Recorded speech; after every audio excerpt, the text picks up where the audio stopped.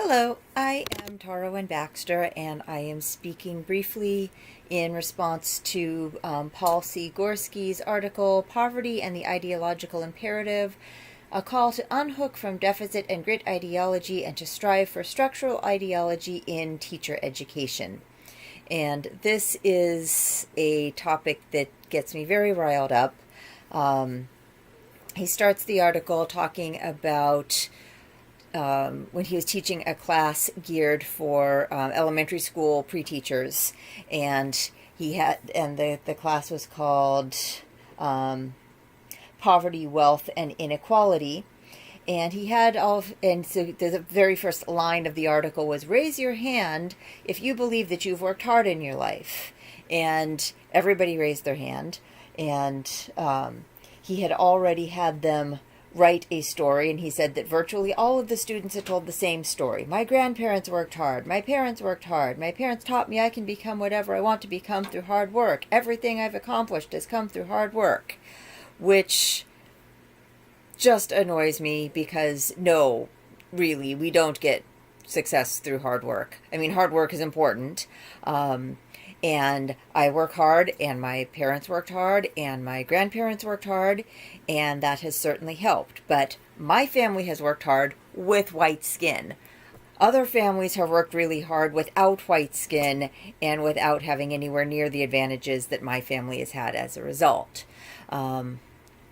Today happens to be Pearl Harbor Day, which my grandparents were on their honeymoon when Pearl Harbor was attacked, and so my grandfather joined the Army as a buck private, started out at the very lowest level that you can get, and over the next 40 years he worked his way up to lieutenant colonel.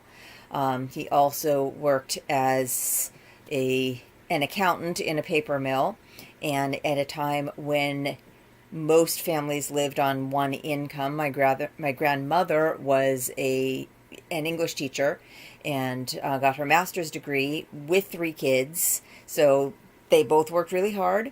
And they also, having lived through and been children of the Depression, were very, very frugal. And so they spent all of their 3 incomes on buying huge tracts of vacant land, which ended up working out very, very well for them and their children and their grandchildren, which is great because they were white. This was during a time when in most areas of Portland you could only buy land in very, very certain redlined areas. And in fact, the first African American family moved to Camas in the 1960s, and by that point my grandparents had already made most of their purchases, so they didn't even have the opportunity. So I am privileged. I know that I'm privileged, and I'm grateful for that privilege. And again, I work hard. My parents worked hard. My mom worked 80 hours a week, started her own business. When my dad's mother left and my grandfather on that side got remarried, he got remarried on Christmas Day, so we wouldn't have to take any time off of work. So I come from a family with a very strong work ethic. That does not mean that everything that we have through our own hard work, because there was a lot of systematic privilege that came along with the position that we were in. So this idea of getting where you are because you work hard is just ridiculous. I've worked for the Census Bureau for 19 years, and I know for a fact, because I have interviewed thousands of people, that most people work really, really hard. And some people, the work that they do results in living in nice houses and having nice things, and other people work really, really hard just to struggle and hold on. And there is the idea that working hard will allow you to be anything is just ridiculous. And frankly, I find it rather insulting. Again, my grandparents worked hard at a time when you could live on a single income, and the fact that they didn't really allow them to get ahead. And so when my dad had health issues, he was able to borrow money from my grandfather in order to not lose his home. When my mom had setbacks in life. She was able to borrow money from her parents. When I have had multiple setbacks in my life, I have been able to borrow money from my mom. When my husband had setbacks and life knocked him sideways, he ended up homeless for 3 years and living out of dumpsters and trying to go to community college and living in the woods behind campus and showering on campus, trying desperately. And my husband works certainly as hard as I do, and yet he did not have the same kinds of opportunities that I did. And his mom, now, still, my parents are retired and enjoying life, and his mom wakes up at 3 in the morning in order to transport radioactive medical waste several days a week. So my family works hard. We work a lot of hours.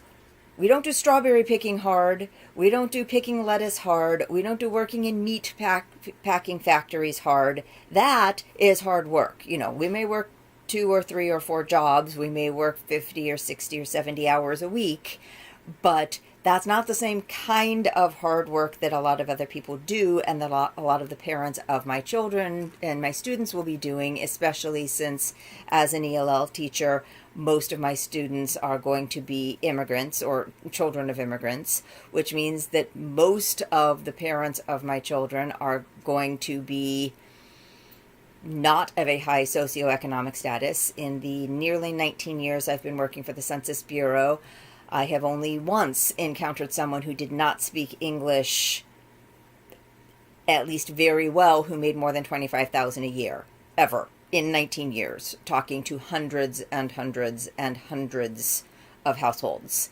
And they work hard. I mean, they work hard, hard, hard, hard. And the fact that they are not able to often conform to what middle-class white American teachers seem to think that they should frustrates me a great deal.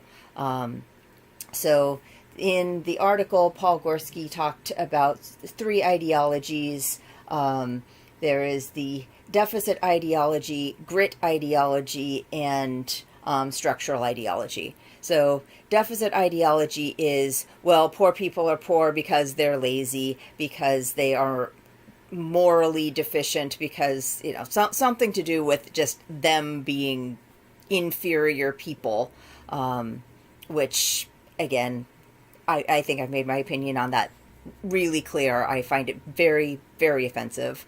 And then the kind of cousin to that is grit ideology, which is that people who are poor, you know, the ones who really have grit and gumption, you know, they can get out of it. It's just the one, so therefore the ones who don't, you know, they're, you know, something wrong with them, which once again is just ridiculous. As I said, I've had a great deal of privilege and a great deal of structural advantage because of my race, because of the position that my grandparents were in.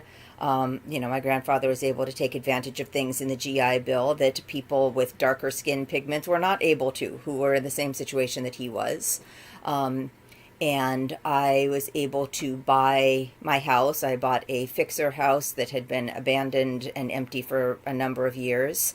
And the only reason I was able to buy this house was because I was able to get a second mortgage through my grandparents in order to replace the roof and the windows and every single pipe in the house and the furnace.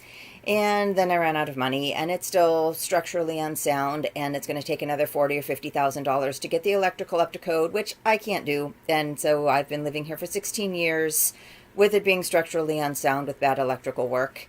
And I have rented out rooms for just about all of that time. And in fact, I am sitting here. In fact, you can see behind me that I am sitting in a room with duct tape and staples. Well, maybe you can't see. Yep, duct tape and staples holding up my paperboard walls because I decided I wanted to go back to school, and that meant having to cut back to working 25 or 30 hours a week, and I can't afford to do that. And so I decided, hey, I've got that structurally unsound room upstairs. Oh, hey, back. So I decided I would just put duct tape and staples and paperboard on this room. Um,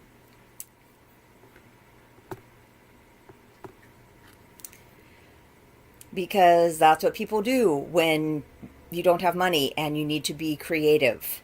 And people who don't have money, like the parents of a lot of my children, are really resilient and really resourceful. And the idea that they bring it on themselves is just preposterous. As I said, I've had a lot of privilege, and I've also had life knock me sideways pretty badly a number of times, and I've had to make the choice between whether I was going to pay the water bill or the electric bill or the credit card bill. And it's not that I don't understand that by not paying the credit card bill, it means that I'm going to have a black mark on my credit for the next 7 years. And then when my car died, I needed to get a car loan at 32% interest. I understand the consequences. I was a business sales representative for Experian, the credit bureau. I know how credit works. And yet, if you don't pay the electric bill, then all of your food goes bad and you can't work because you don't have electricity if you happen to work from home or have a job that requires you to have electricity. And I have gone without water for a few days, and it's really not fun. And especially if I have renters living here, I have to provide that for them. So, there are consequences, and people in poverty, people who just have to make really tough choices. And it's not that they don't understand the consequences. It's not that they don't make good choices. You just can't make good choices when you're between a rock and a hard place. So the way that Paul Gorski ends the article that I really liked, because most of the article was just attacking how ridiculous the whole deficit ideology is, and it just is. Its structure, life is just hard, it's not easy, and if you get into debt, it's almost impossible to get out. And once you start having things come down on you, and once things start snowballing, and once you start getting behind on some bills, it's just really hard to get caught up. But I really liked the way that he ended it with 3 questions, which was question 1, am I helping students develop a language that problematizes deficit framings? And he gave examples of, instead of talking about dropouts, instead talking about pushouts, which is simply much more accurate. Students don't just drop out. They stop school because for societal reasons, for economic reasons, simply can't continue. And also, instead of talking about a generational poverty, talking about generational injustice. So just reframing things, which I think is a very useful way to proceed. His question 2 was, am I in any way suggesting that educational outcome disparities can be eradicated by fixing economically marginalized people's mindsets rather than by fixing the conditions that economically marginalize people? So I think that's critical. Anything else is just victim blaming. And question 3, and this is, I think, my favorite, was, am I providing students with adequate structural context so that they will understand and learn how to respond to the core causes of educational outcome disparities? So I really like the idea of being able to give our students tools going forward, because they're going to be encountering a lot of the deficit ideology, they're going to be encountering a lot of victim blaming, and I think that it's just crucial that we give them the tools to understand that, no, there are structural issues that they need to deal with, and it's reality, and it's rough, but there are ways to deal with it. So I really enjoyed this article. I think that it's really brought up a lot of really important points. It's not that I'm not aware of structural ideology, but I think that having the actual sort of questions and framework is a really useful way and important to keep in mind as a means of helping our students.